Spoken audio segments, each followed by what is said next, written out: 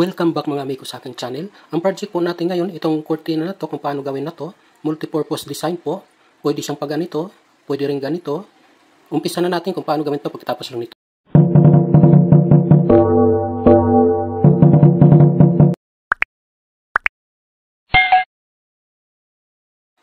Bale, mayroon po tayo ditong tila na 3 yarda. Bale, 60 by 108 inches. 3 yards. Una, mamarkingan natin dito ng 20 inches.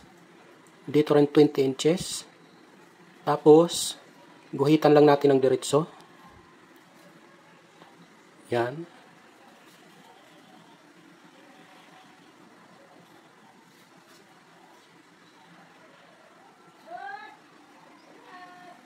Tapos, gugupit rin tayo ng para sa loops natin.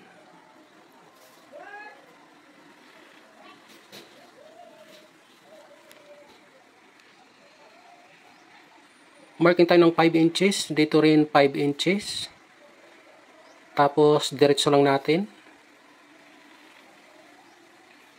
Yan. So, yung matitira, yun ang magiging kortina natin. Ito ay gugupitin natin ng 7 inches ang lapad. Ang haba naman niya ay 5 inches. Ganyan. Ito ang gagawin natin curtain loops. Yung sa curtain rod loops.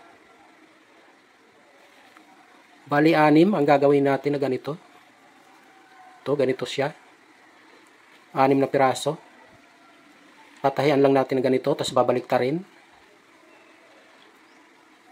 Tapos, ito naman, bali 60 by 83 inches yung natira natin. So ito yung gagawin natin kortina. Mamarkingan lang natin dito sa right side. 5 inches. Tapos dito naman ay 5 inches din. Guguhitan lang natin ng diretso. Tapos ito magiging center natin. Magmamarking lang tayo mula sa center. 4 inches. Tapos 3 inches naman para sa curtain rod loops. Tapos 8 inches. Tapos 3 inches uli. Tapos 8 inches na rin. 8 inches uli. Yan. Guhitan lang natin. Pagpantay natin.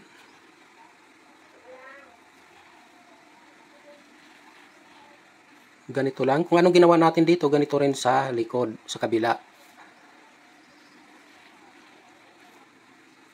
Yan, balik ta rin natin. So, sa center tayo uli mag-uumpisa mag-marking. 5 inches. Tapos dito 5 inches din. Dito naman, didiretso lang natin ang guhit. Tapos 4 inches din dito. Yan. 3 inches. Tapos 8 inches. 3 inches. Tapos 8 inches ulit.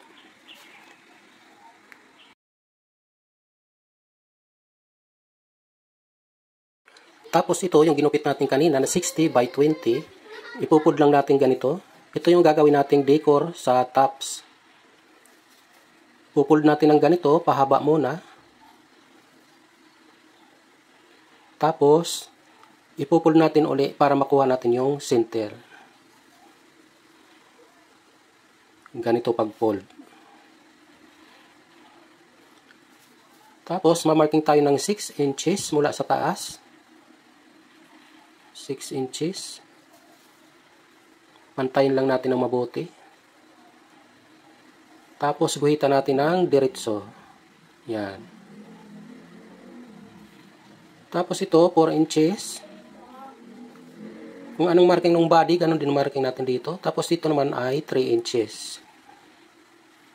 Tapos 8 inches. 8 inches. 3 inches. 3 inches. Tapos 8 inches. 8 inches. Tapos, kukunin natin yung center ng 8 inches na marking. So, ang center niya ay nasa 4. Mula naman dun sa center ng 8 inches, guguhit tayo ng B. Bali, magdodrawing tayo ng B shape. Yan. Yan. Kukunin lang natin yung gitna ng 8 inches. Tapos, guguhit tayo hanggang taas para makaporma tayo ng letter B. Yan, ganyan lang. Tapos tandaan natin yung center. Kabila naman, ganon. Same process lang din. 4 inches. Tapos 4 inches. 3 inches. Tapos 8 inches. 8 inches. Tapos 3 inches. 3 inches din. Tapos 8 inches. 8 inches. Tapos, huwag natin kalimutan, mag-marking ng 6 inches. Tapos dito, 6 inches. Tapos, guhitan lang natin ng diretso.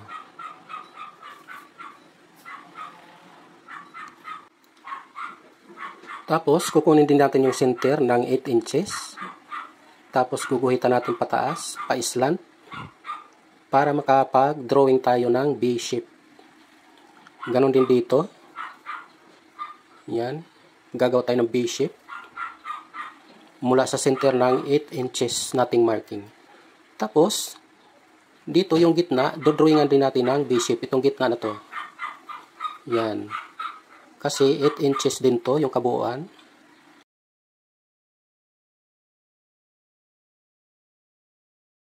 Tapos, tatahin natin to, yung B-shape, tatahin natin pa ganyan. Pupunta tayo sa makina natin. Una nating tatahin itong loops. Pasadahan lang natin ng ganyan.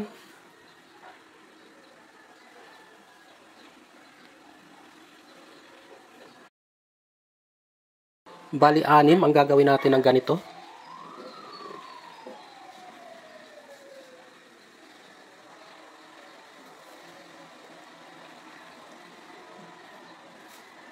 Babaliktarin lang natin ng ganito.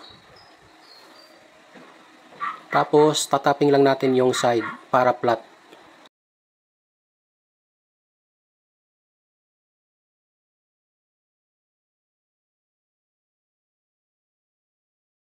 Tapping natin 1/4. Same process lang doon sa iba. Bali 6 na ganito.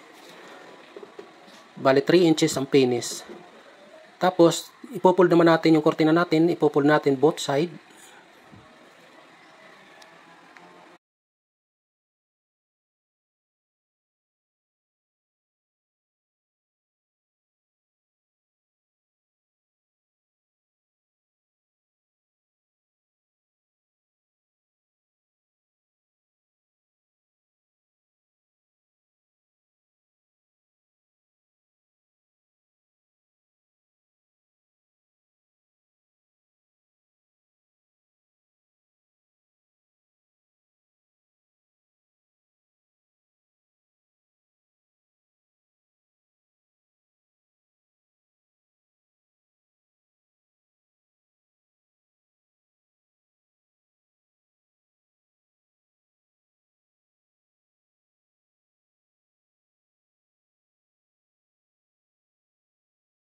Pagkatapos natin i-fold both side, yung bottom naman, yung baba. I-fold natin ng mga 1½ inches.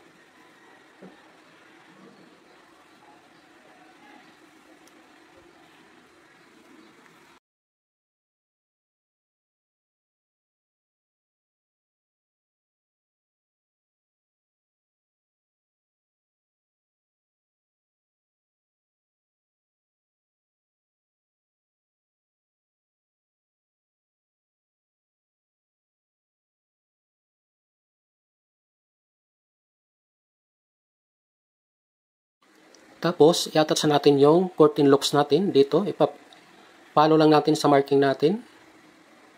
Di ba may marking tayo kanina na 3 inches and 8 inches?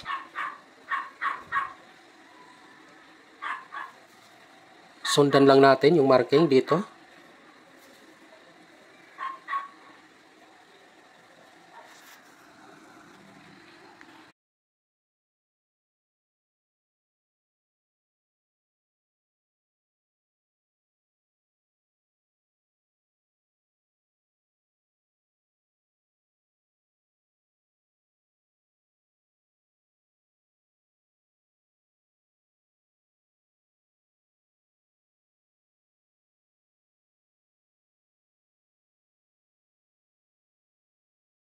Pagkatapos, ibibisting natin dito sa taas. Yan. Ibisting natin lahat.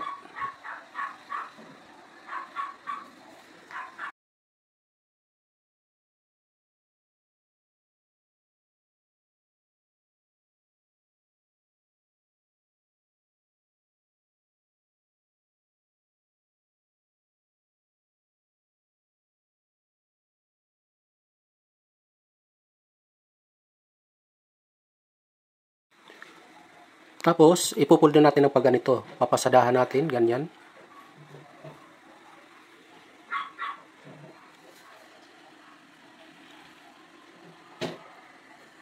Fold natin ng ganito.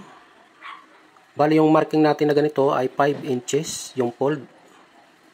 May marking tayo kanina.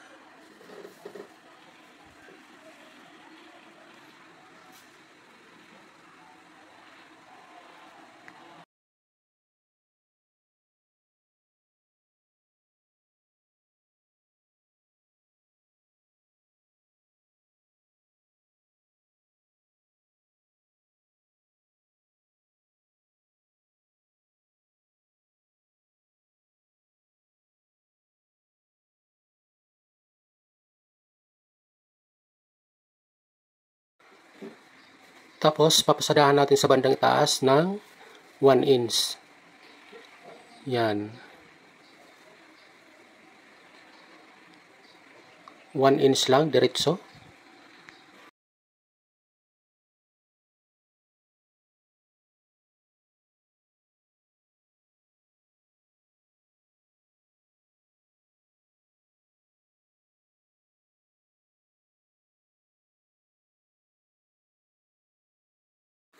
Tapos, ito na yung gagawin natin, yung minarkingan natin ng B-shape, yung pang-decor natin sa bandang itaas.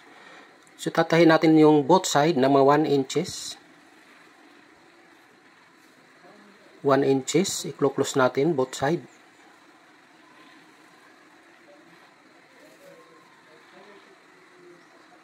Tapos, yung B-shape natin na drawing, susundan lang natin yun. Yan. Sundan lang natin yung marking natin.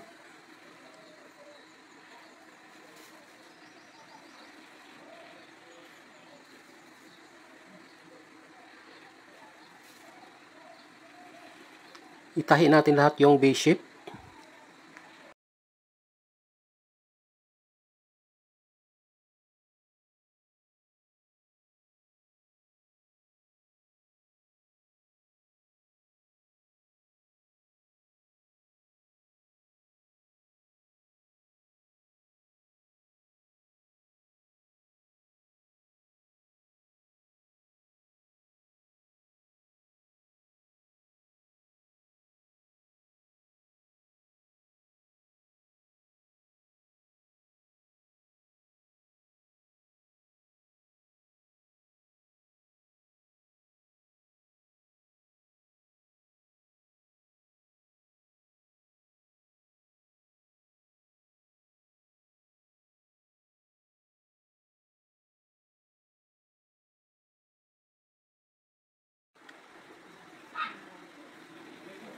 Tapos, gupitin natin.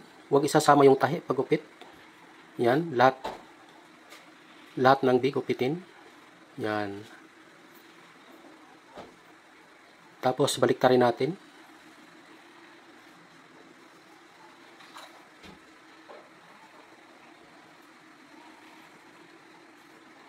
Babaliktarin natin.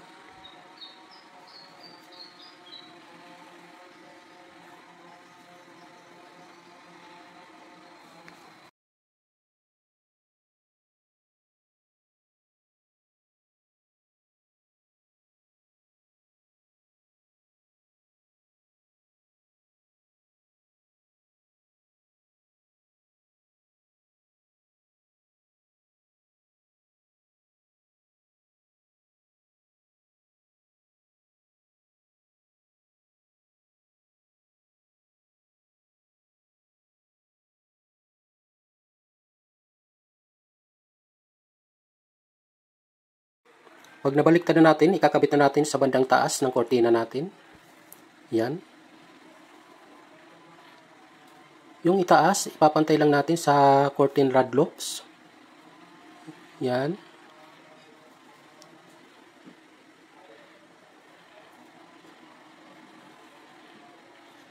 Bali, papasada lang natin dito sa marking natin na 6 inches yung linya natin dyan.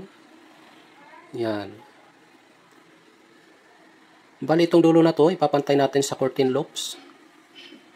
Yan. Ipapantay lang natin. Pantay natin dito sa curtain loops na to, pantay ng ganito.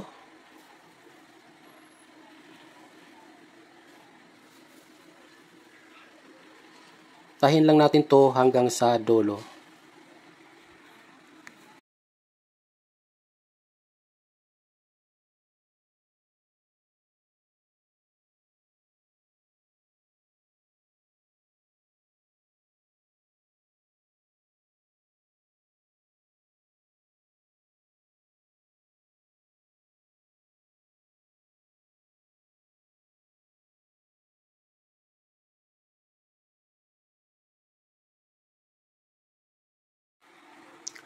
Tapos, i-fold natin ng dulo. Itahi natin ganito. I-top stitch natin.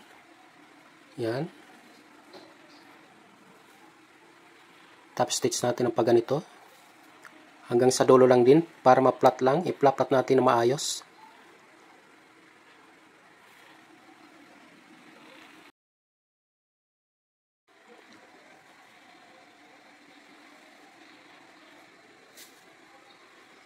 Pagkatapos, ibababa natin to. Pag ganito, baba natin lahat.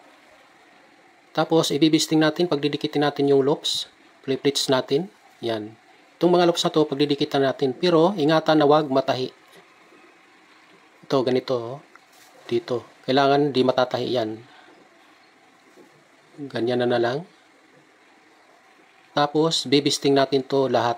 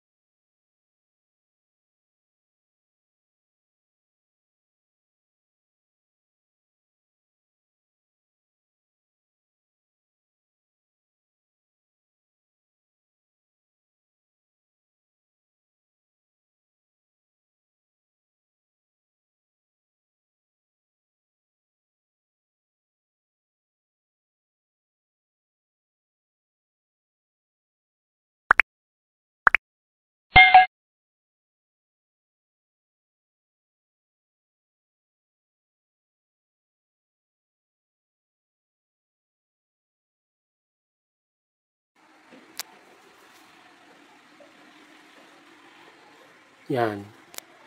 Pagkatapos, ito na yung magiging hitsura niyan.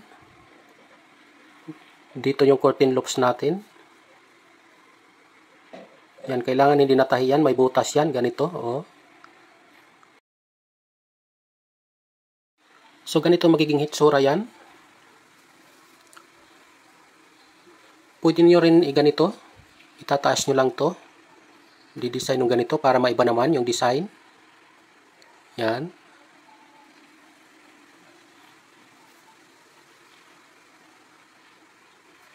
Kayo nang bahala mag-ayos dito. Para ganito na ang magiging hitsuran niya.